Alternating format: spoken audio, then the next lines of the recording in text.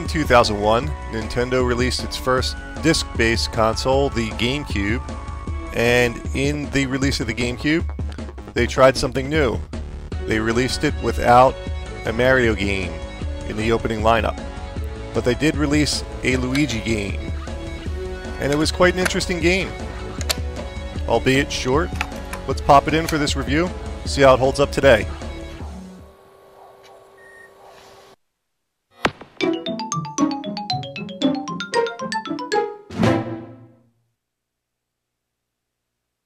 Nintendo.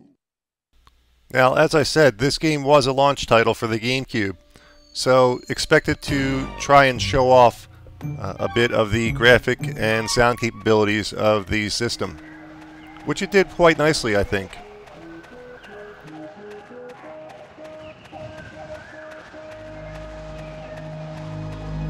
Now, one thing I find interesting about Luigi's Mansion, aside from being a Mario game that doesn't really star Mario, it stars Luigi, is the unique gameplay. This is not the typical platformer style gameplay of the usual Mario genre, but it is an action-adventure type game with a lot of puzzle elements. And it has a little bit of elements of suspense, as you would have guessed by the theme and title, but I wouldn't really say it fits in the horror genre at all. In fact, if this type of gameplay scares you, then I would suggest you pick up an extra nightlight for your bedroom.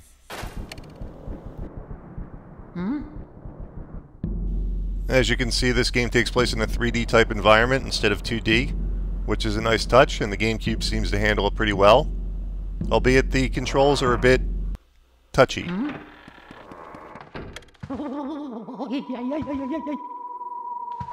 Right here early in the game, we are introduced to Professor E. Gadd, who works as a sort of hint system throughout the game, as well as a supporting character to advance the plot.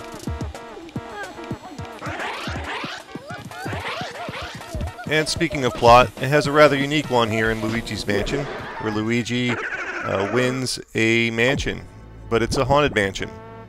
And your goal is to eradicate all the ghosts from the mansion, as well as find Mario, who has come across the same mansion and is being held hostage inside the mansion by the ghosts.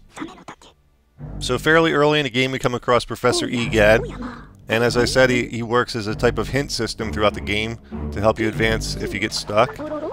And he also takes you through a bit of a tutorial in the beginning after he equips you with the Poltergust 3000, which is a vacuum cleaner that you use to suck up the ghosts. In order to suck up the ghosts, you have to shine your flashlight on them, and while they're momentarily stunned, you'll expose their heart. And then you use the right trigger to activate the vacuum, and use the control stick to pull in the opposite direction in order to capture the ghosts. Pretty simple, and actually quite fun. Now, I would like to say this about game control. Most of the GameCube control buttons are utilized in this game, and it may seem a little confusing at first, but after a few minutes of gameplay, it actually becomes quite intuitive. And the game does allow you to pick a few different controlled standardized layouts, but it's not customizable. And my biggest complaint is the C-stick, which is kind of your look camera in a sense, and it inverts the Y-axis, and I'm never a fan of inverted Y-axis. It's one of the first things I'll change in a game if it gives me the option to. Unfortunately, it's not an option to change it in this game. Now, I did mention earlier that Luigi's Mansion is a rather short game, and that's very true. According to a couple different sources, it takes about 6 hours to beat. The game is broken down into 4 sections, and I beat the first section in about a half hour. So I assume that some of the later sections are actually a little more complex. I beat the game several years ago when it first came out, but I don't remember how long it took me exactly. So I'd have to play through it all again and actually time myself to see. Now, aside from capturing all the ghosts in the mansion to complete the game, you'll notice that there's coins and gold bars and paper money and pearls and all kinds of things that you can collect. And these things, on the surface, seem like they'd be part of a monetary system in the game to purchase equipment, but they're not.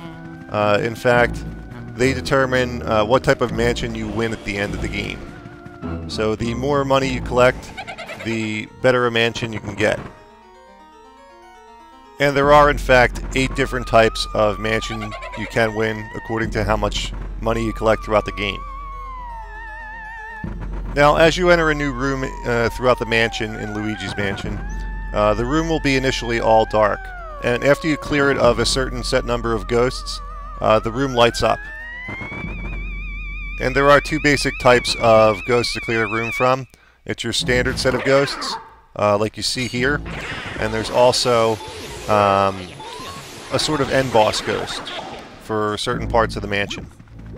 And for most of the end boss ghost cases, they're a type of puzzle to figure out on how to defeat them. Where the standard ghosts that you see here, it's just a matter of being quick on your toes with your controls, and more of an arcade style.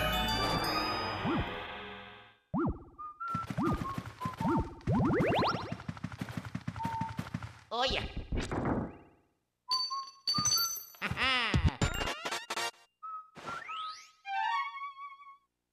Throughout the game you have something called a Game Boy Horror, which is actually, it works like a map screen, and also a communicator with the Professor E. Gad.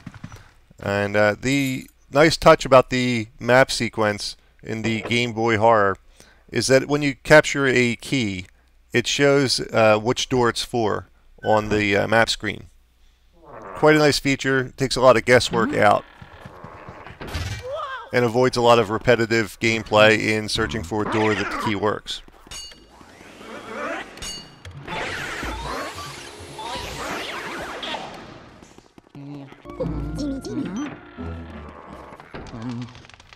Here we have the first end boss ghost, and you have to try to figure out how to expose him, and your Game Boy Horror comes in advantage here. You can look through the viewfinder, and it'll give you some info about your enemy.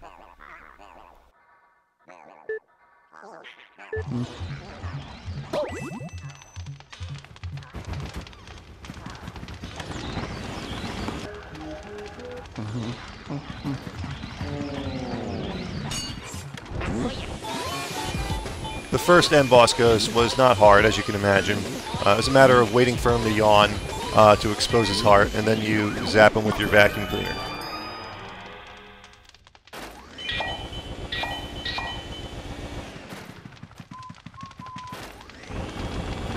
So that about covers basic gameplay for Luigi's Mansion, and it is unique and fun. I'd personally prefer a little bit more complex puzzles, but this game was probably intended for a younger crowd of children as well as adults, so they couldn't make it all that complex. As for graphics and sound, I think they're used to pretty good effect here. This was a launch title, as I've said earlier. And being a launch title, Nintendo decided to show off the graphical capabilities as well as the sound and other aspects of the Gamecube. And they did a pretty good job doing so. But again, my biggest complaint in this game is the shortness of the gameplay. It's simply too short. And that was everybody else's major complaint as well. 6 hours on the long side is just way too short of a game. You can pick this game up for about $15 used at a store like GameStop. And it's not a bad buy for 15 bucks. I'd prefer to see it go down a little bit. I'd say it's definitely worth $10. 15's kind of pushing it though.